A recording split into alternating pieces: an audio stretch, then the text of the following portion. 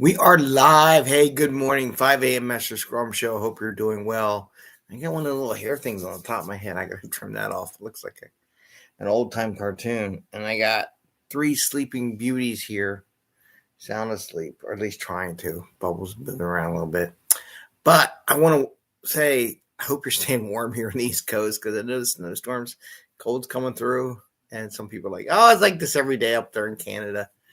And I hope my Canadian friends and listeners are nice and warm too. Well, anyway, today I want to talk about cadence for clients. It's not just for the teams. Everyone will say, oh, the team should get in a cadence and get in a 2-week cadence for Scrum and everything like that. And I'm going to tell you there's more to it than that and more reasonings. I just want to explore a little bit of those reasonings today on the show. Keep it short because it is a weekend. And got lots of stuff to do. I got to work on the house. Maybe I'll do a TikTok and videotape what the gutted house looks like and post that up today. Okay, so let's talk about this. So I'm Greg Mester, Scrum Master and Agile Coach. This is the 5 a.m. Mester Scrum Show where we talk about Scrum and Agile in a practical, tactical way so you can get value to your customer, not work those crazy hours that everyone talks about. I was reading something, working crazy hours. And get on with family and friends, have some fun, relax, enjoy the weekend, do some things. I know one thing that's coming up today is it's Girl Scout cookie season.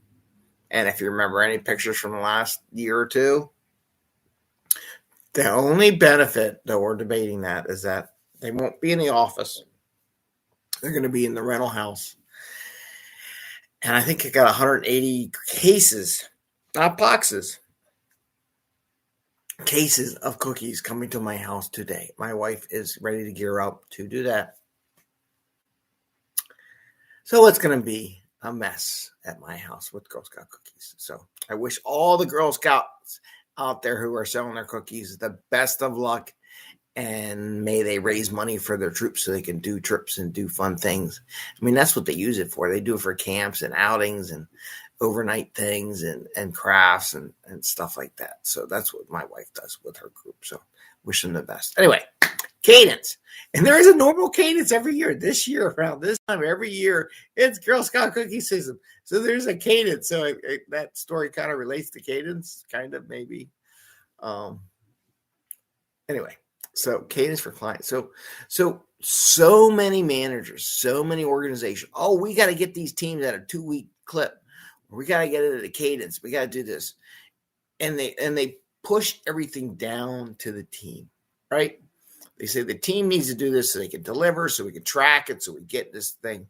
And they don't know why. They just do it, right?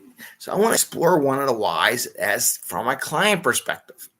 Some of the things I talk about and I share with my student people I talk to and I train and coach and mentor and teach. Part of your idea of picking how long your time box should be for your cadence, for your sprints.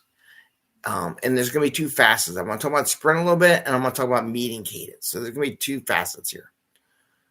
In the sprint one, when you do pick a time, it's not just the technology, not just the time it takes to push code to process, not anything, even if it's not code IT related, the time it takes you to process the work. It's also the ability of your client to be patient. Okay? If they can't be patient for more than 2 weeks or a week, you may want to think about cutting your cadence, your time box down to smaller pieces. And it's important because otherwise they're going to keep coming and giving you stuff. Now, part of that's because they probably have a feeling like you never released any or gave them any product in the future. And if they didn't come pester you with new things all the time because you're so disorganized, then they need to do that. So there may be a little bit of that carryover from prior to if you didn't have Scrum and have a nice rhythm and a nice cadence and backlogs and timings and all that kind of stuff so that people know your rhythm and get used to it. That's part of the problem. But now let's talk about, so that's the time box cadence. Part of it is how long can they manage it? So you figure that and you establish it. Meeting cadence, event cadence that you have in your teams. How many times you get it where the client has a conflict and they can't make a meeting? I see it all the time. And you can't tell me they're all doing it, because I'm sorry, I see it all the time. Maybe it's the companies I coach and try to help get into an agile mindset. Maybe your company.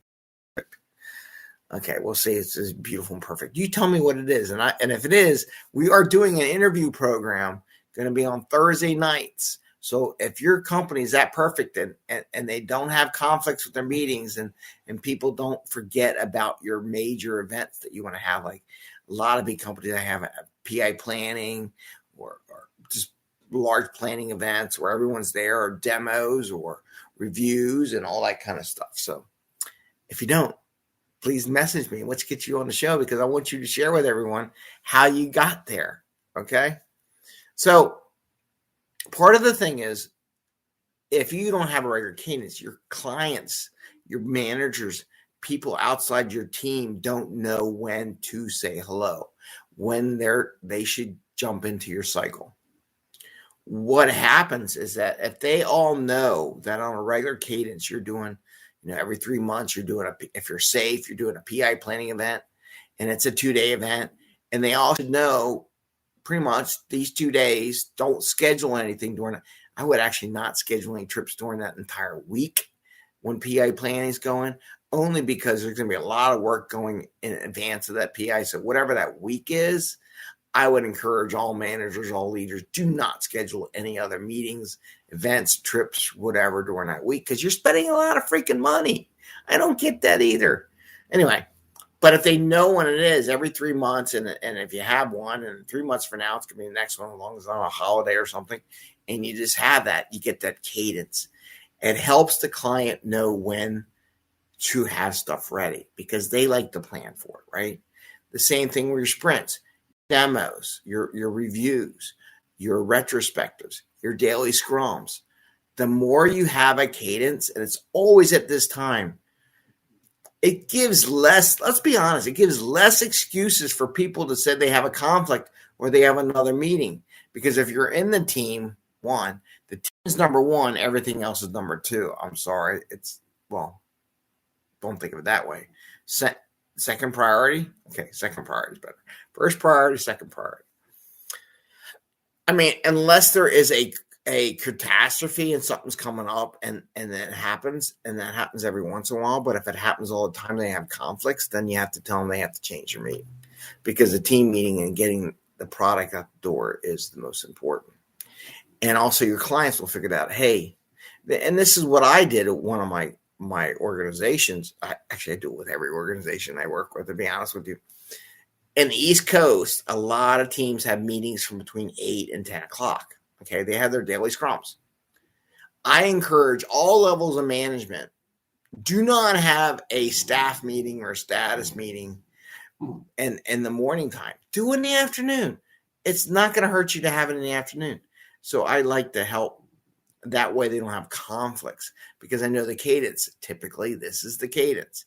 If someone has one off out, then that's their fault. But I try to set that up because they know the cadence. I want the managers to understand there is a cadence, and they're stakeholders. They're not clients, but they are stakeholders. And the same with clients. Don't schedule a meeting with the team or reps of the team during the daily scrum. Do it after the daily scrum. If they always know it's 9 o'clock, hey, I know where they all are at 9 o'clock. Actually, you should be there at 9 o'clock and watch what's going on.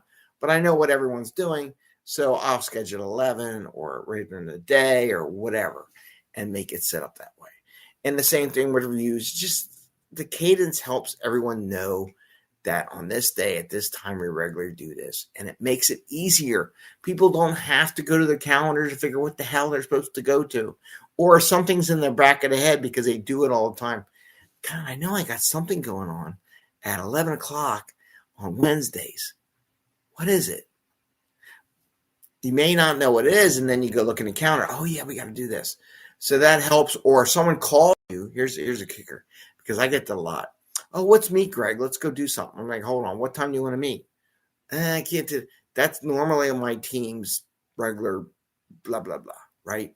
So anytime other than that, I'm good. But I know that is when I want to meet with my team. That is when I do this thing, or when I do my coaching sessions. I use Cadence on my coaching sessions. I know certain people on Mondays, certain people on wherever they are, and what times they are. For the people I coach, my clients' facilities and at home, which I got to reactivate those coaching sessions, by the way, for people who are listening to my coaches.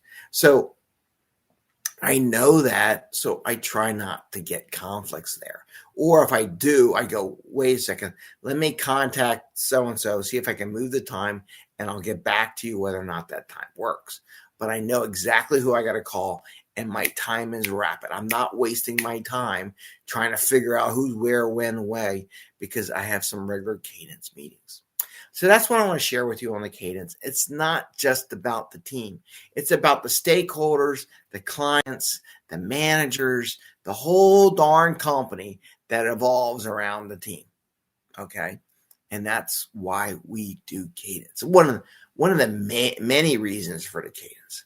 But I just wanted to share that with you. So when they say, oh, it's just the team. No, it's more than the team. And I will say, I'm going to say one last thing because we're getting 11-minute mark here. Shame on you if you don't use your Cadence to help educate your clients and get them into a Cadence also. And ain't this your job? It's your job. So when you're on a team and you're breaking your Cadence from your team norms, which you should have team norms, that's your fault. That ain't their fault. That's your fault. I could tell a story on that one.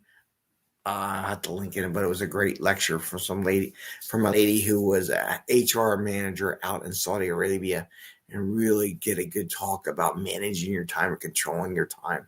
She's very impressive. Anyway, with that, I want to say happy scrumming.